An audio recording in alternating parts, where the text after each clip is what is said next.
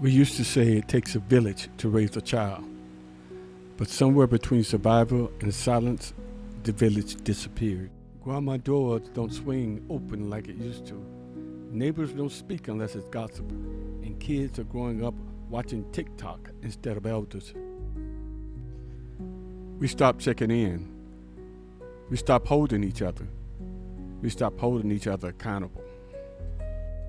The village didn't vanish. It got quiet, but it's still in us. In how we show up, how we give, how we love. We don't just need to rebuild the village, we need to become it. This is woke.